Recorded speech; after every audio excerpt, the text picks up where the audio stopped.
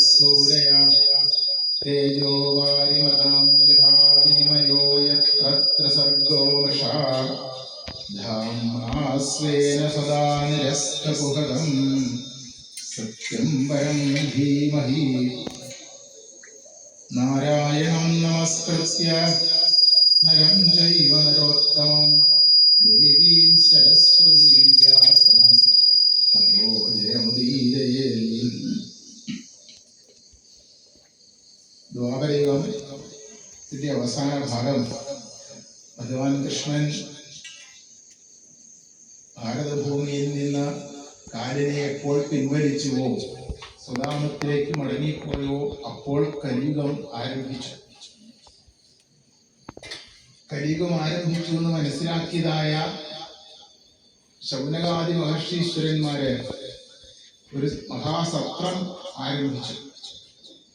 ആ സത്രാരംഭത്തിങ്കൽ സൂത പൗരാണികൻ, വ്യാസശിഷ്യനായ സൂത പൗരാണികൻ ആ സത്രത്തിൽ കയറി വരികയും അദ്ദേഹത്തെ യഥാവധി സ്വീകരിച്ചിരുത്തി ഈ കലിയുഗത്തിൽ നിന്ന് രക്ഷപ്പെട്ടു പോകാനുള്ള മാർഗത്തെ ചോദിക്കുകയും ചെയ്തു. ആ സൂത ശൗനക സംവാദമായിട്ടാണ് ഭാഗവതത്തിന്റെ രചന. കലിയുഗത്തില് ഇഹോഘോരേ ഖലോ പ്രാപ്തോ ജീവശ്ചാസുരതാം ഗതാ. ജീവന്മാര്, മനുഷ്യര് ആസുരതാം ഗതാ, അസുര സ്വഭാവമുള്ളവരാണ് മനുഷ്യരെ മുഴുവൻ. അസുരന്മാരെന്ന് പറഞ്ഞാൽ അസുഷരവന്റെ ഇത്യസുരാണ്, ഇന്ദ്രിയങ്ങളെ അങ്ങേയറ്റം ഭ്രമിച്ച് ജീവിക്കുക, അതാണ് അസുരന്മാരെന്ന് പറഞ്ഞത്. അല്ലാണ്ട് ഭൂമിക്ക് മുകളിൽ ദേവന്മാരെന്നും അസുരന്മാരെന്നും രാക്ഷസന്മാരെന്നും ഒക്കെ കൽപ്പിച്ചിരിക്കുന്നത് മനുഷ്യരെ ഉദ്ദേശിച്ച് തന്നെയാണ്. ഏനെ മാനവ രാക്ഷസ, ഈ ലോകത്തിലെ മനുഷ്യരെ തന്നെയാണ് രാക്ഷസന്മാരെന്ന് പറയുക. എങ്ങനെ? മറ്റുള്ളവർക്ക് പരോപകാരാർത്ഥം ഒന്നും ചെയ്യാതെ ജീവിക്കുന്നവരെയാണ് രാക്ഷസന്മാരെന്ന് പറയുന്നത്. അപ്പോൾ കലിയുഗത്തിലെ ജനങ്ങൾ മറ്റുള്ളവർക്ക് വേണ്ടി ഒന്നും ചെയ്യാതെ ഇങ്ങനെ കഴിഞ്ഞു പോകുന്നവരാണ് അധികവും നഷ്ടം. അതിൽ നിന്നൊക്കെ മോചനം നേടാൻ എന്താണ് മാർഗം എന്ന് ചോദിച്ചു. ഒക്കെ സൂതൻ പറഞ്ഞു, മന്ദാസു മന്ദമതയോ മന്ദഭാഗ്യാഹിമദ്യുതാ ഭൂരീണി ഭൂരികർമാണി ശ്രോതവ്യാനി വിഭാഗശഃ. കലിയുഗത്തിലെ ജനങ്ങള് മന്ദന്മാരാണ്.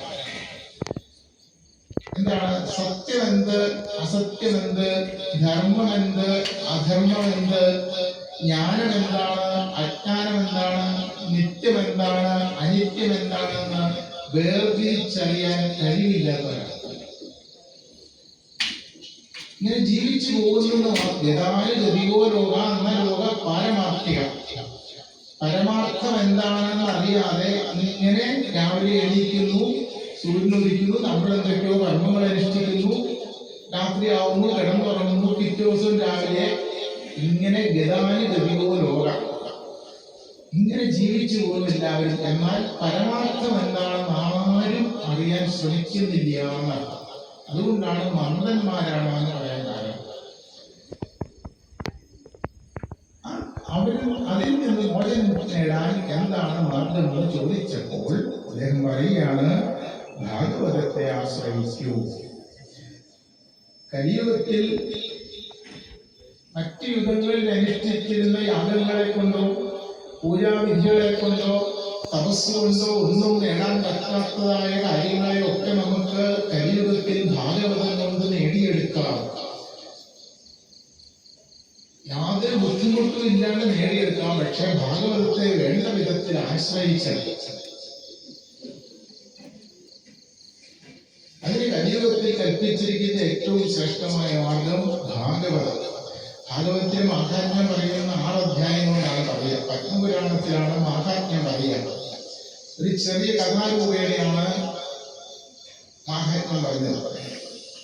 ഇതൊക്കെ കുറെ പ്രായമായി കഴിഞ്ഞിട്ട് മരണമൊക്കെ ആസന്നവസ്ഥയാകുമ്പോൾ ഭാഗവതം വായിക്കാം എന്ന് വിചാരിക്കുന്നവർക്ക് വേണ്ടിയിട്ടുള്ളതല്ല. പ്രഹ്ലാദനെ നിഗ്രഹിക്കാനായിട്ട് ഹിരണ്യകശിപു പല മാർഗങ്ങളും നോക്കി. ഒന്നും നടക്കാണ്ട് വന്നു കഴിഞ്ഞപ്പോൾ ശുക്രാചാര്യന്റെ മക്കള് പ്രഹ്ലാദനെ പിടിച്ചു കെട്ടിയിട്ട് അങ്ങേയറ്റം ശിക്ഷിച്ചു. ഗുരുക്കന്മാര് മാറിക്കഴിയുമ്പോൾ മറ്റ് അസുര കുട്ടികൾ എല്ലാവരും കൂടെ വന്ന് പ്രഹ്ലാദനോട് പറഞ്ഞു അത്രേ, ഈ പ്രഹ്ലാദ, ഇപ്പോ അച്ഛൻ പറയുന്നത് കേൾക്കൂ. കുറച്ച് കാലം കഴിയുമ്പോൾ അച്ഛൻ മരിക്കും. ഇപ്പൊ പ്രഹ്ലാദൻ രാജാവാകും. പ്രഹ്ലാദന് ഇഷ്ടമുള്ളത് ചെയ്യാം. നാമം ജപിക്കാം, വിഷ്ണുവിനെ ഭരിക്കാം. എന്തുകൊണ്ട് ഇപ്പൊ അച്ഛൻ പറയുന്നത് കേൾക്കൂ എന്ന് പറഞ്ഞപ്പോൾ പ്രഹ്ലാദൻ പറയാണ്, ഈ അസുര കുട്ടികളെ, കൗമാരേ രാജരേ പ്രാജ്ഞ, കൗമാരേ രാജരേ, കുട്ടികളായിരിക്കുമ്പോൾ തന്നെ ഭഗവാനെ ഭജിച്ചു തുടങ്ങി.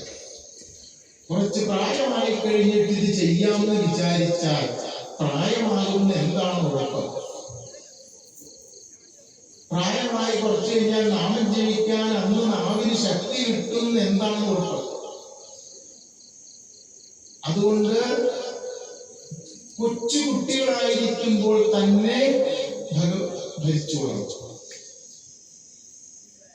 ഭർത്തൃഹരി പറയും, യാവൽ സ്വസ്ഥമിതം ശരീരമരിജം യാവജ്ജരോ ദുരത യാവശ്ചന്ദ്ര ശക്തിരപ്രഹത യാവക്ഷയോ നായുഷ ആത്മശ്രേയസി താവദേവ വിദുഷോ കാര്യപ്രയത്നോ മഹാൻ സന്ദിഗ്ധേ ഭവനേതു ഭൂപതനം പ്രത്യുദ്ധമാക്കീദൃശ.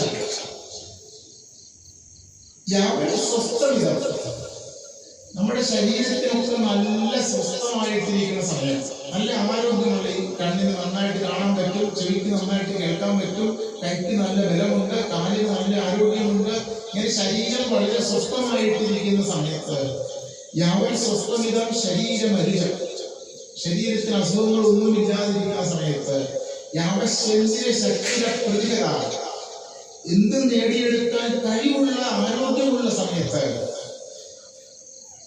യാക്ഷയോ നായുഷ, ഇന്ദ്രിയങ്ങളൊക്കെ ബലമുള്ളപ്പോൾ ജല അങ്ങ് ദൂരെ നിൽക്കുമ്പോൾ എന്ന് വെച്ചാൽ ചെറുപ്പത്തിലെ ആത്മശ്രേയസി താവദേവ വിദുഷോ കാര്യപ്രയത്നോ മഹാൻ, ആത്മശ്രേയസ്സിനുള്ളത് നേടിവെച്ചുകൊള്ളണം. കുറച്ച് പ്രായമായി കഴിഞ്ഞിട്ട് നാമം ജപിക്കാം, ഭാഗവത്തിനെ ആശ്രയിക്കാം എന്നൊക്കെ വിചാരിക്കുന്നവർ വീടിന് തീപിടിക്കുമ്പോൾ കിണർ കുത്താൻ പോകുന്നത് പോലെ വ്യർത്ഥമാണ് എന്ന് പറയുന്നത്. കുറെ കാലം കഴിഞ്ഞാൽ വീടിന് തീപിടിക്കുന്നുള്ളവർ ഇപ്പോൾ ഒരു കിണർ കുത്തി വെള്ളം ശേഖരിച്ചു വെച്ചു തുടങ്ങും. വീടിന് തീപിടിക്കുമ്പോൾ കിണർ കുത്താൻ പോയാൽ വീട് മുഴുവൻ നശിക്കും. ഇതേപോലെ ഭഗവാനെ ആശ്രയിക്കുന്നത് ഇപ്പൊ നേടി വെച്ചുകൊള്ളണം എന്നർത്ഥം. പ്രായമായിട്ട് നേടാമെന്ന് വിചാരിക്കരുത്. പ്രായമായ അമ്മമാരോട് ഒരു 10 തവണ നമസ്കരിക്കുന്നു പറഞ്ഞാൽ പറ്റുമോ? അരമണിക്കൂർ നേരം ഒരാസനത്തില്, പത്മാസനത്തിലോ ചക്രാസനത്തിലോ ഏതെങ്കിലും ഒരാസനത്തിൽ കുറെ നേരം ഇരിക്കണമെന്ന് പറഞ്ഞ് നടക്കുമോ? പ്രായമായി കഴിഞ്ഞാൽ ഒരു ഇന്ദ്രിയവും നമുക്ക് സമ്മതിക്കില്ല. ഇവിടെ പ്രഭാഷണം കേട്ടുകൊണ്ടിരിക്കുന്നവർ തന്നെ ഈ സമയം കൊണ്ട് ഒരു 15 തവണ വീട്ടിൽ പോയി വന്നു കഴിഞ്ഞിട്ടുണ്ട്. അത്രമാത്രം മനസ്സ് സ്വസ്ഥമല്ലാതെ ഇരിക്കുന്ന എല്ലാവരും. അതുപോലെ നമ്മളെ കൊണ്ട് സാധിക്കാതിരിക്കുമ്പോൾ, ചെറുപ്പത്തിലെ കൊച്ചുകുട്ടികളായിരിക്കുമ്പോൾ, ഇത്രയൊന്നും കയറുകൾ നമ്മുടെ ശരീരത്തിൽ വീഴാതിരിക്കുമ്പോൾ, കൊച്ചുകുട്ടികൾക്ക് മറ്റുള്ളതൊന്നും നോക്കണ്ട, പണം ഉണ്ടാക്കാൻ പോകണ്ട, ജോലി നേടാനുള്ള ശ്രമങ്ങൾ ആവശ്യമില്ല, പാശങ്ങളൊന്നും വീഴുന്നില്ല. കുറച്ച് പ്രായം യൗവനമൊക്കെ ആയിക്കഴിഞ്ഞാൽ നന്നായിട്ട് പഠിക്കണം, ജോലി നേടാനുള്ള ശ്രമം വേണം, വിവാഹം കഴിക്കാനുള്ള ബുദ്ധിമുട്ടുകളുണ്ട്, അത് കഴിഞ്ഞാൽ ഭാര്യയെ നോക്കണം, കുട്ടികളെ നോക്കണം, ഇങ്ങനെയുള്ളതായ ഒരുപാട് പാശങ്ങൾ, അച്ഛനെ നോക്കണം, അമ്മയെ നോക്കണം, ഒരുപാട് കയറുകളാണ് നമ്മളെ ഒന്ന് ഘടിപ്പിക്കാൻ പോകുന്നത്. കൊച്ചുകുട്ടികൾക്ക് ഇതൊന്നും ബാധകമല്ല. അതുകൊണ്ട് കൗമാരേ രാജരേ പ്രാജ്ഞ, നേടേണ്ട സമയത്ത് തന്നെ നേടി വെച്ചുകൊള്ളണം. ഇതാണ് ഭാഗവതത്തിന്റെ മാഹാത്മ്യം. മരിച്ചു കഴിഞ്ഞിട്ട് കിട്ടുന്നതാണ് മോക്ഷം എന്ന് ധരിക്കരുത് കേട്ടോ. തെറ്റായ ധാരണയാണ്. മരിച്ചു കഴിഞ്ഞിട്ട് കിട്ടുന്നതല്ല, ഇപ്പോ ഇവിടെ വെച്ച് നേടിക്കൊള്ളണം എന്നർത്ഥം. മരിച്ചു കഴിഞ്ഞ് കിട്ടിയിട്ട് എന്ത് കാര്യം? ലൈഫ് ഇൻഷുറൻസ് പോയാൽ മരിച്ചു കഴിഞ്ഞാൽ 50 ലക്ഷം രൂപ കിട്ടുന്നത് എന്തിന്? 50 ലക്ഷം രൂപ കിട്ടുകയാണെങ്കിൽ ഇപ്പൊ കിട്ടണം. ഇതേപോലെ ആത്മശ്രേയസിന് വേണ്ടിയിട്ടുള്ളത് നമ്മൾ ഇവിടെ വെച്ച് നേടിക്കൊള്ളണം.